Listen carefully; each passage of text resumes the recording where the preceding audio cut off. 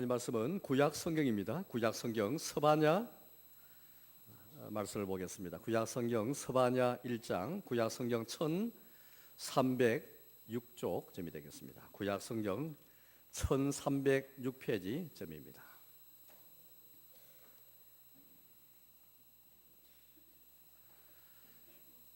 구약 성경 스바냐 1장 1절에서 13절까지를 제가 봉독하겠습니다. 구약 성경 1306페이지 앞에 화면을 참고하시면 되겠습니다.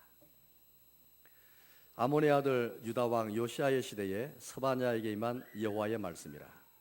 스바냐는 히스기야의 현손이요 아마라의 증손이요 그다라의 손자요 구시의 아들이었더라.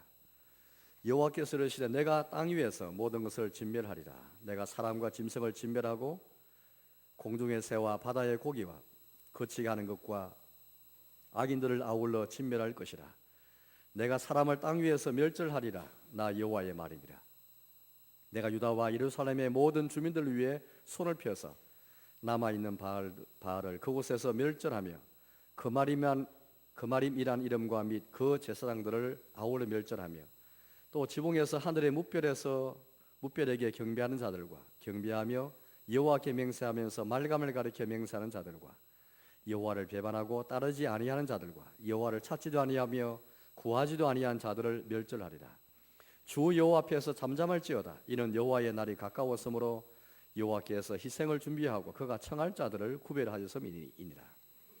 여호와의 희생의 날에 내가 방백들과 왕자들과 이방인의 옷을 입은 자들을 벌할 것이며 그날에 문턱을 뛰어넘어서 포악과 거짓을 자기 주인의 집에 채운 자들을 내가 벌하리라. 나 여호와가 말하노라. 그날에 의문에서는 부르짖는 소리가, 제2구역에서는 울음소리가, 작은 산들에서는 무너지는 소리가 일어나리라. 막대스 주민들아 너희는 슬피 울라. 가나안 백성이 다 패망하고 은을 거래하는 자들이 끊어졌음이라. 그때 내가 예루살렘에서 찌꺼기같이 가라앉아서 마음속에 스스로 이르기를 여호와께서는 복도 내리지 아니하시며 화도 내리지 아니하시리라 하는 자들을 등불로 두루 찾아 벌하리니 그들의 재물이 노락되며 그들의 집이 황폐할 것이라. 그들의 집을 건축하나 거기에 살지 못하며 포도원을 가꾸나 그 포도주를 마시지 못하리라. 아멘. 오늘 말씀 조금 어두운 그런 말씀이 되겠습니다. 우리는 대강절을 보내면서 성탄절을 향해 나아가고 있는데요. 주님의 그 성탄, 예수님이 오신 성탄절 크리스마스를 우리가 이제 향해 나아가면서 네 번의 주일을 지키면서 대강절로 저희가 보내는 가운데 있습니다. 대강절이라는 말은 주님의 오심을 기다린 그 구약 성도의 기다림을 우리가 이제는 나의 기다림, 우리의 기다림으로 삼아가지고 이제 우리 편에서는 이미 오신 예수님이 아니고 다시 오실 예수님, 지금도 오시는 예수님, 자기 백성을 건고하시고 찾아오시고 돌보기를 원하시는 그 주님을 기다리는 그 기다림, 그 믿음을 우리가 함께 더 일깨우고 더 가지기 위한 그런 뜻이 대강절 보내는 그런 의미가 되겠습니다. 여러분, 우리가 주님을 기다릴 때에 결국은 주님의 날을 기다리는 것인데요. 주님의 날, 성경에 보니까 주님의 날, 여호와의 날, 하나님의 날, 이런 표현을 써가지고 얼마나 그렇게 그 날을 준비하라, 그 날 기다리라, 이런 말씀을 얼마나 우리가 많이 던지 모르겠습니다. 결국 성탄절은 예수님께서 오신 날입니다. 하나님께서 사람이 되신 날이고 여호와의 날이었죠. 그 날에 우리 주님이 구원을 이루셨고 공의의 심판을 이루시지 않습니까? 우리 예수님이 장차 재림하실 터인데 그날도 마찬가지인 것입니다. 우리 사도신경에서 고백한 것처럼 살아있는 자들과 죽은 자를 심판하기 위해서 오시리라. 주님의 심판과 주님의 구원이 이루어지는 주님의 재림하는 날을 우리가 기다리고 있지 않습니까? 그게 여호와의 날인 것입니다. 그뿐만 아니겠죠. 우리 매일매일 삶 속에서 주님의 날을 소원하고 기다리지 않습니까? 고통 가운데 있는 우리들, 허감 중에 있는 우리들, 혹은 깊은 구덩이에 빠진 우리를 주님이 구원하시기 위해서, 혹은 우리의 삶에 주님이 공의로 그렇게 우리를 찾아오시기 위해서 그 날을 기다리고 소원하면서 신앙생활하는 거, 이게 신자의 삶이 아니겠습니까? 여러분, 그런데 주님의 날을 기다릴 때 여러분들 무엇을 기대하시면서 그 날을 여러분 기다리고 계세요? 오늘 성경에 보니까 여호와의 날에 대해서 말하고 있고, 특별히 오늘 주의 날이 가까웠기 때문에 너희가 잠잠할지어다, 주 여호와 앞에서 잠잠할지어다, 그렇게 우리 말씀하고 있습니다.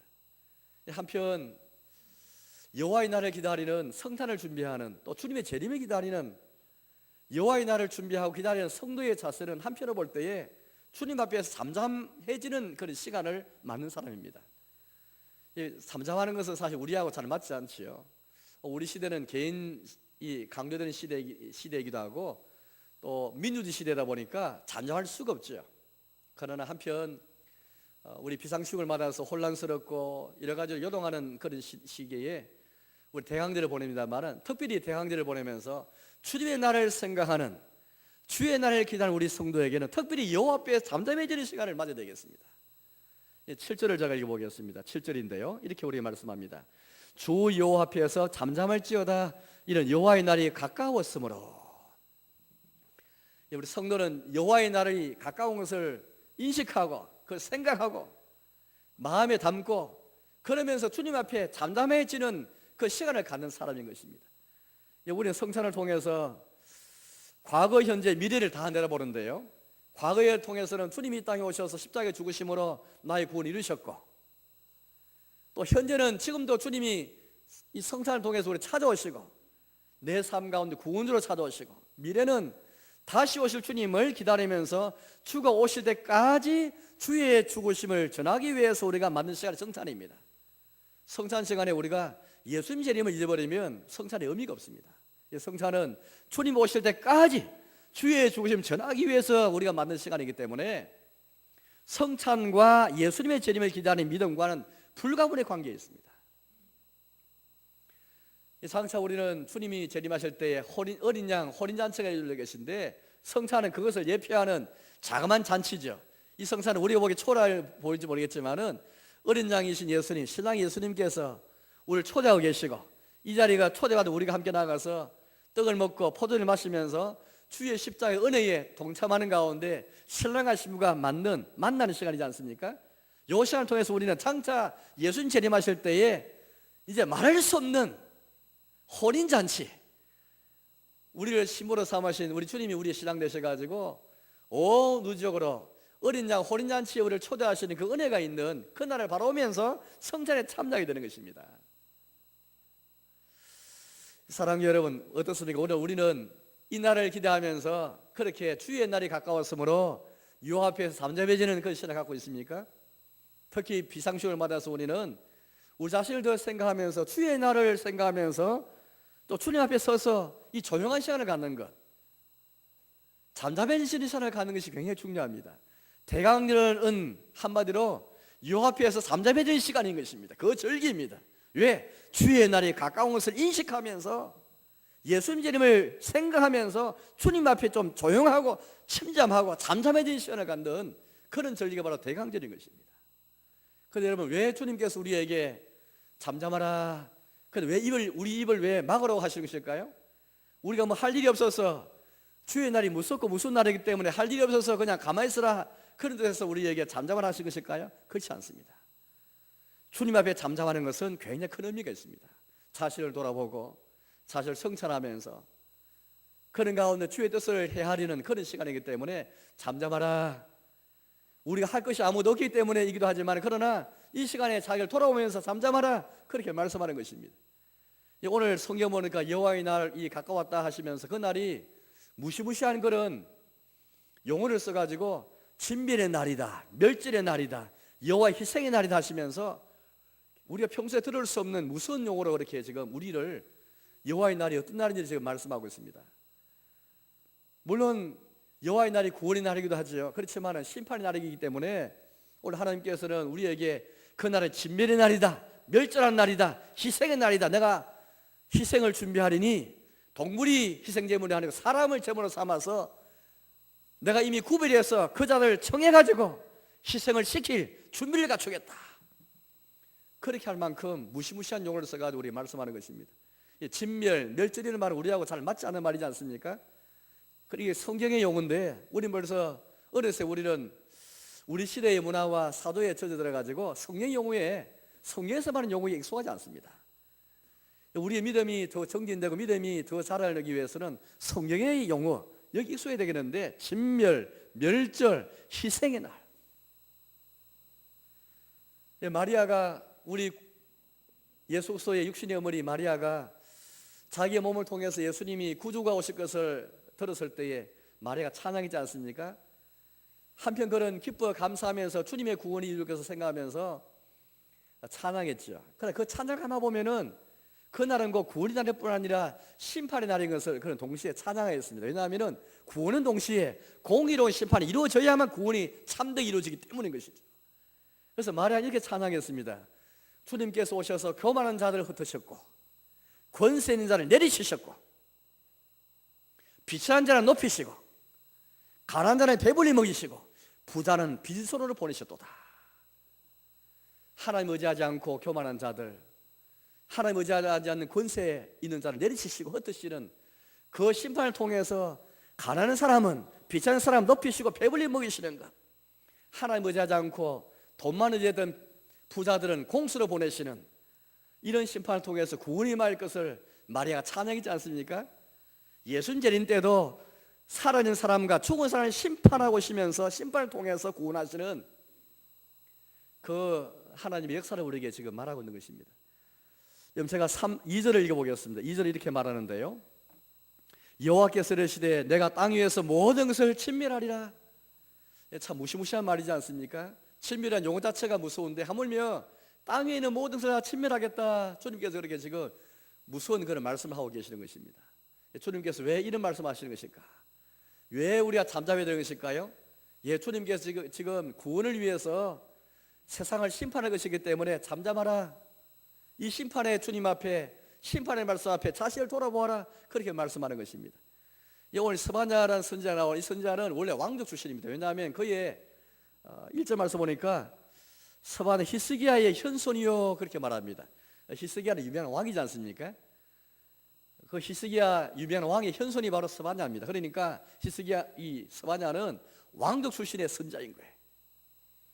그런데 이 스바냐 선자는 활동한 시대는 요시야 왕 시대라고 이렇게 말합니다. 요시야 왕은 제가 최근에 설교 몇 번 하면서 우리가 많이 들은 왕인데요, 8살의 왕이 돼가지고 39살에 죽은 왕인데 20년 동안 개혁에 앞장섰던 왕이지 않습니까?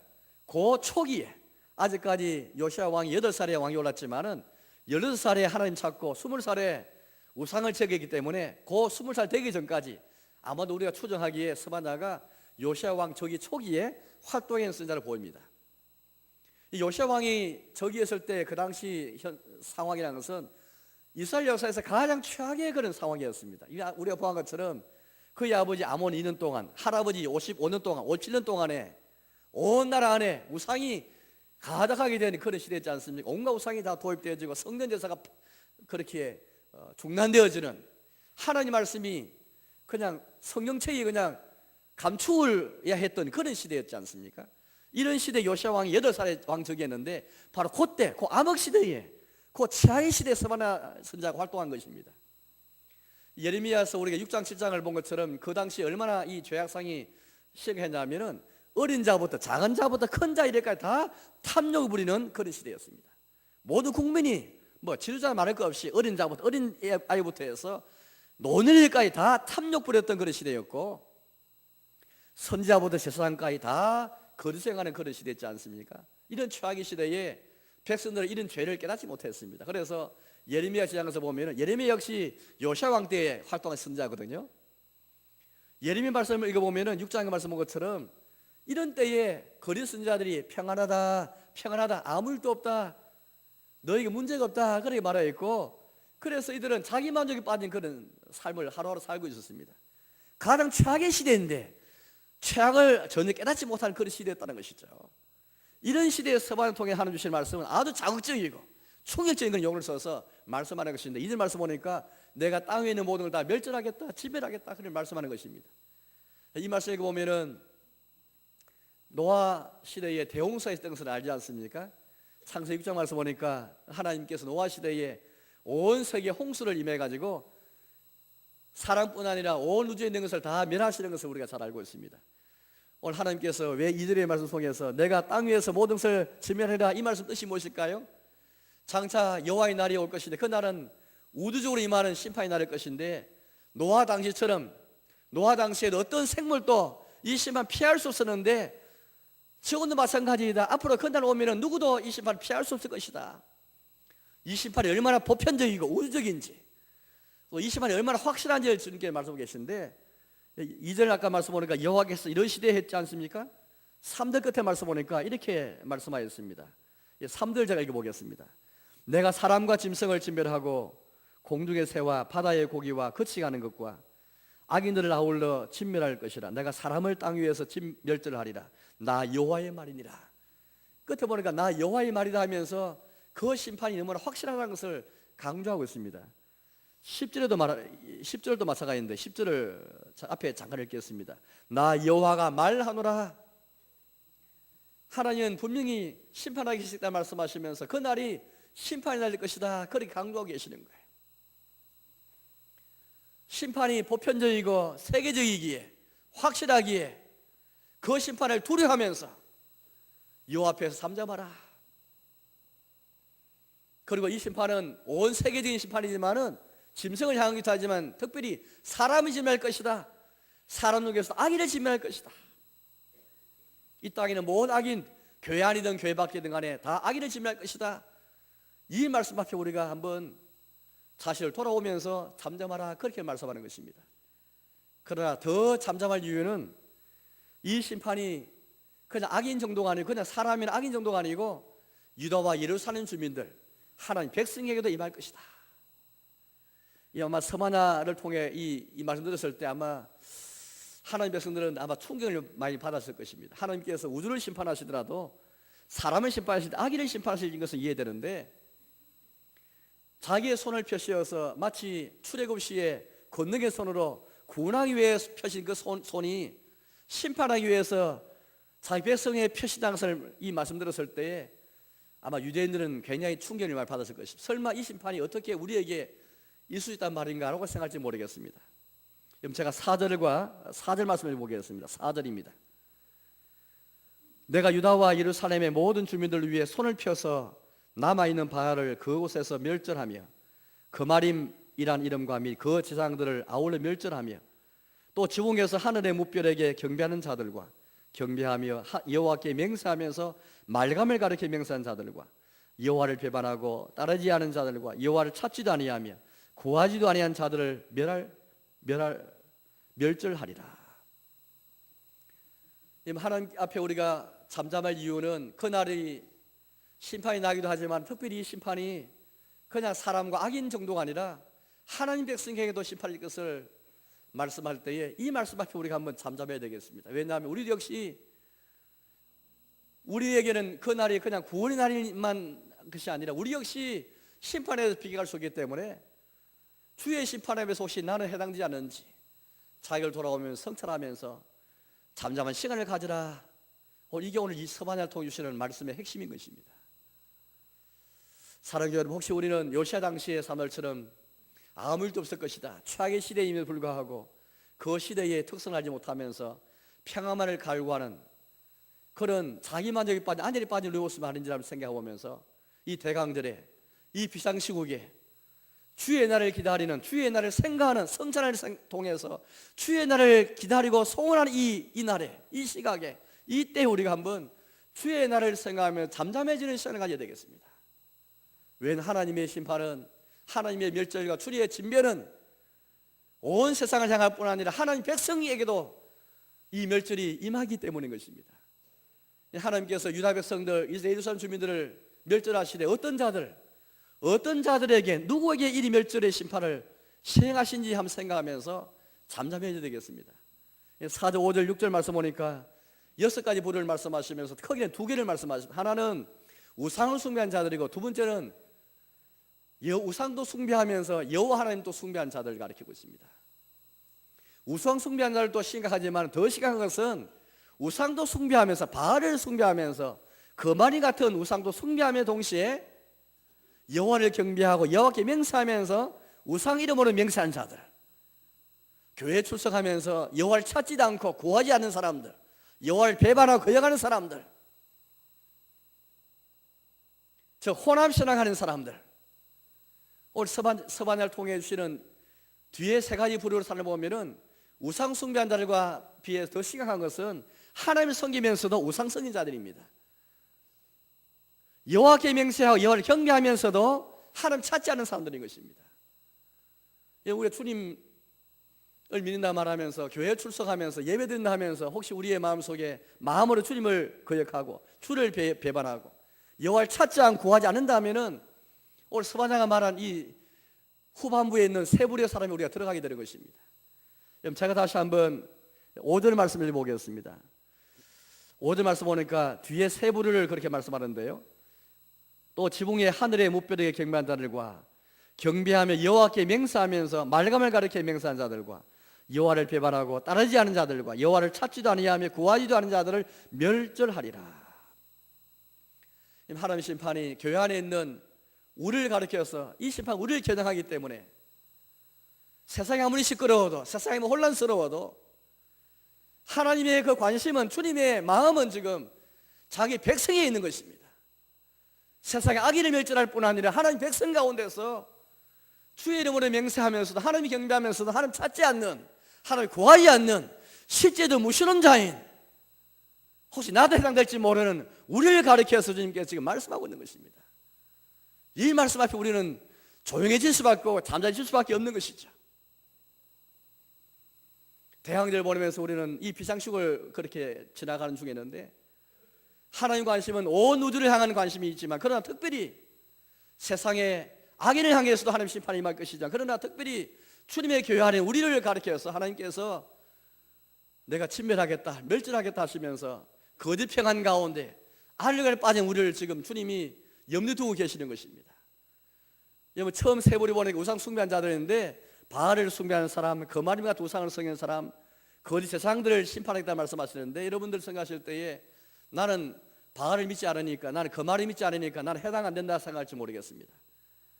거마림이 어떤 우상이며 바알이 어떤 우상인지 알면은 우리가 무관하다 말할 수가 없습니다. 왜냐하면 바알과 거마림 같은 우상은 현세에서 내 생활에 현세에서 잘 되기만 바라고 현세에서 번영을 주고 현세에서 비도 잘 내려주고 건강도 주고 장수도 주고 현세의 물질의 번영과 성공을 주는 신이기 때문에 어쩌면 우리 현대에도 바알 숭배가 계속되고 있다고 말할 수 있겠습니다. 바알의 이름을 쓰지 않더라도 우리는 바알처럼 물질을 숭배하고 세상의 번영만을 구하고 찾는 우리 모습이라면 하나님 나라 구하지 아니하고 영생을 찾지 아니하고 주님을 구하지 않으면서 현세의 번영만 찾는다면 바알을 숭배하는 사람인 것입니다. 여러분 우리 주님의 날이 이런 날인 것을 기억하면서 이런 자를 주님이 심판한다는 것을 말씀 앞에서 자신을 성찰하면서 한번 돌아봐야 되겠습니다. 주님 앞에 잠잠해지는 세상이 얼마나 시끄럽습니까? 이때 우리는 자신을 돌아보면서 주님의 날을 기다리는 성도로서 주의 날개라는 온 회중이 함께 같은 마음을 가지고 이 날을 기억하면서 성찬에 참여하면서 주의 재림을 생각하고 믿음으로 나갈 때에 이 날이 혹시 나에게 심판이 해당되지 않는지를 생각하는 가운데 성찬의 시간을 삼아야 되겠습니다. 나아가서 우리는 여호와를 찾지도 않고 구하지 않는 그런 마음을 돌이켜서 주여 지금까 내가 주를 찾지 않은 거 회개하고 구하지 않은 거 회개하고 주의 이름으로 맹세하면서 경배하면서도 다른 신을 찾았던 우리 모습이 있다면 다 회개하고 돌이키고 자복하는 시간을 가져야 되겠습니다. 이것이 주의 날을 준비하는 주 앞에 잠잠해지라 하신 주의 본의가 바로 여기 담겨 있는 것입니다. 나아가서 7절 이하를 보니까 하나님께서 벌하시는 자들이 있는데 어떤 자를 벌하신지를 본다면 우리가 주 앞에 잠잠해질 수밖에 없습니다. 제가 7절을 읽어보겠습니다. 7절입니다. 주 여호와 앞에서 잠잠할지어다. 이는 여호와의 날이 가까웠으므로 여호와께서 희생을 준비하고 그가 청할 자들 구별하셨음이니라. 하나님이 준비하시는 것은 희생의 날인데 본래 희생하는 제사의 날은 원래 기쁨과 감사의 날입니다. 축제의 날입니다. 유월절 또 초막절 여러 가지 절기를 보면 굉장히 절구하고 가족들 이웃들과 함께 음식을 나누어 먹으면서 절구한 명절인데 오늘 이 명절과 다른 분위기가 지금 여기에 나타납니다.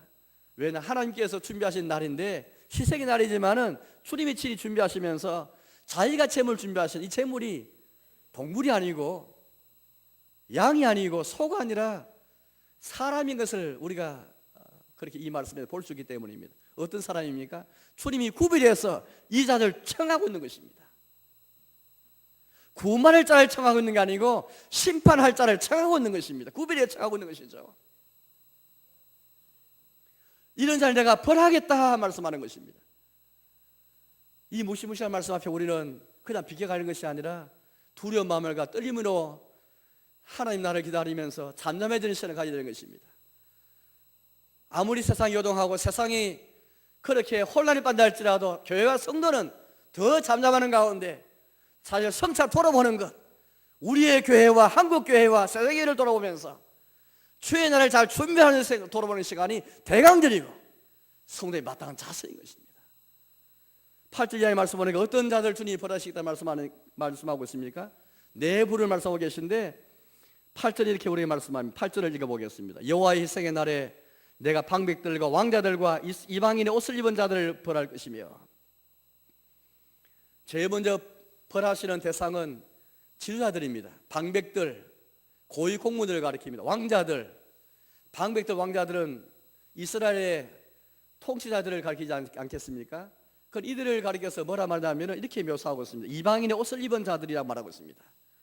이방인의 옷을 입은 자들, 이 말을 좀 더 해석하자면은 그 당시에 이스라엘의 가장 참 로망이 되고 가장 흠모하는 나라는 아수르 나라였습니다.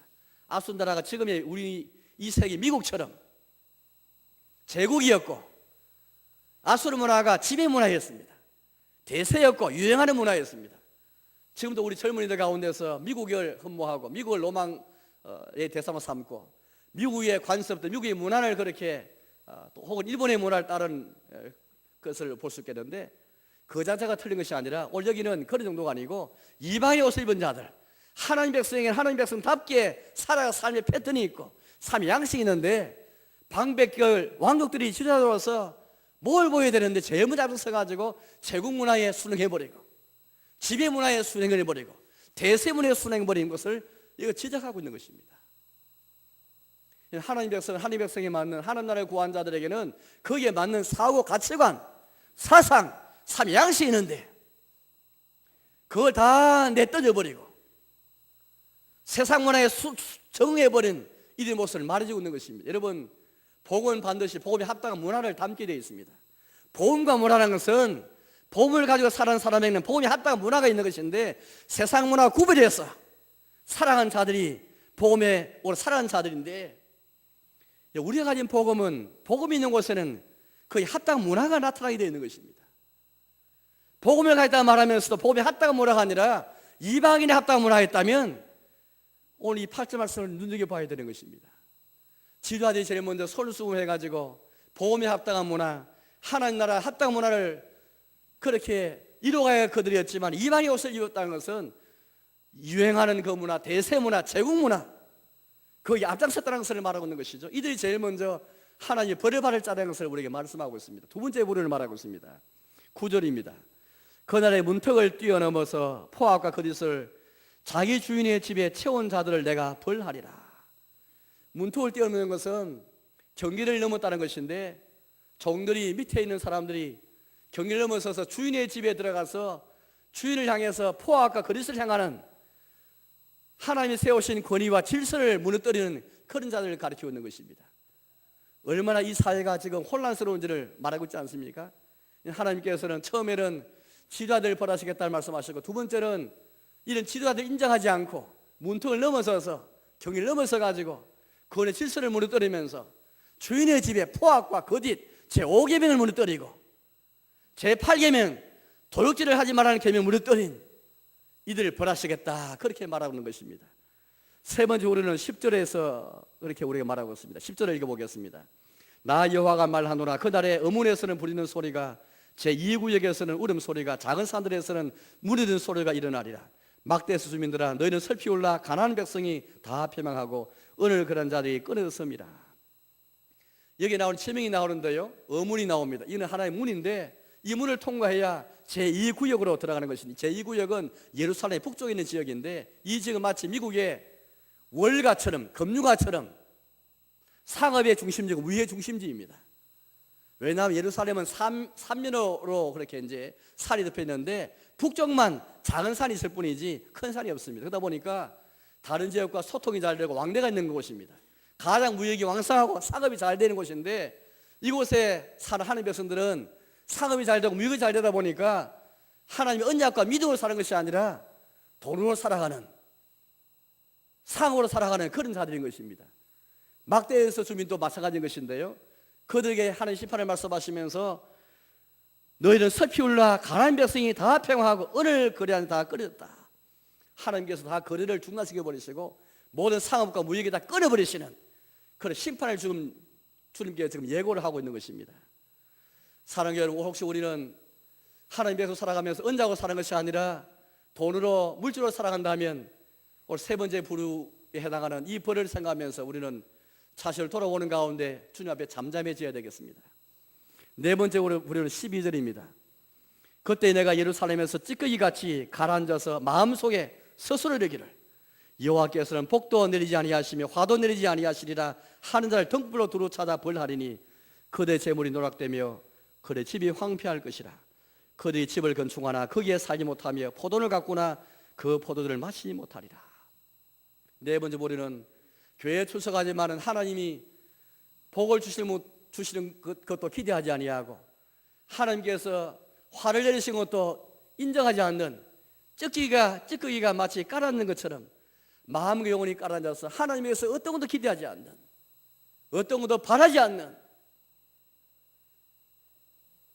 자기 만족에 빠진 자를 가리기 위해서 하나님께서 벌하시겠다는 말씀하는 것입니다. 어쩌면 자기가 가진 돈 때문에, 자기들이 처한 사회 지위 때문에 자기 만족에 빠져버렸어. 라오디게아 교회 교인처럼 자기 만족에 빠져버려가 더 이상 주님에게 기대하지 않는, 예배드리면서도 예배당 오면서도 주님을 찾지 않고 고자 않으면서 기대하지 않는 찌꺼기처럼 깔아앉는 그 영혼을 가리기 위해서 하나님께서 벌하시겠다.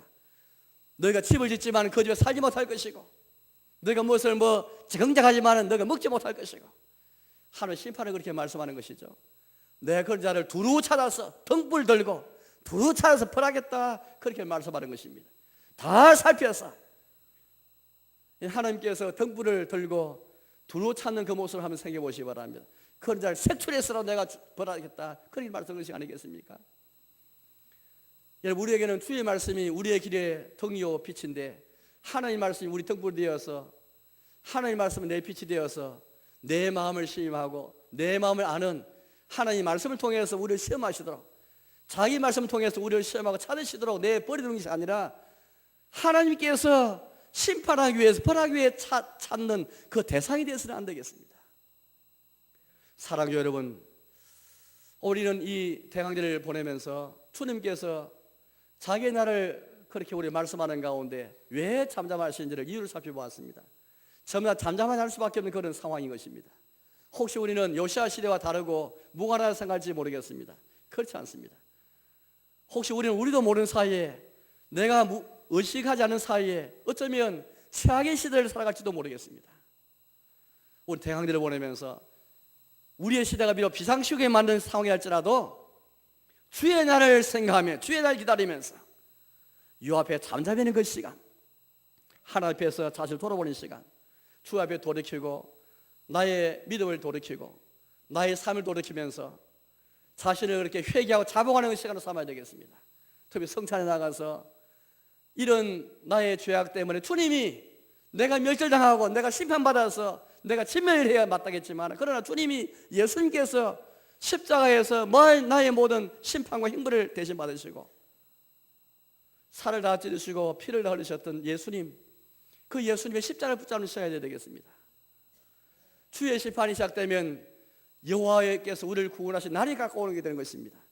너희가 머리를 들고 그 날에 너를 바라보는 가운데 주님의 구원이 임한 것을 내가 바라보라, 그렇게 말씀하는 것입니다. 아모스 성산 속에서 우리 예수 십자가를 붙잡고 십자가 안에 용서가 있고 십자가 안에 속죄가 있기 때문에 이 상이 나올 때에 이 믿음 가지고 나오시기 바랍니다. 그러면서 주의 재림을 기다리면서 다시 성찰하는 시간을 삼으시기 바랍니다. 이날뿐 아니라 대항들을 보내면서 매일매일 삶 속에서 그날을 기다리 그날을 준비하면서 유 앞에 잠잠해지는 삶을 살아가시는 저와 의 삶이 되시기를 주님의 이름으로 축복합니다. 이제 성찬에 참날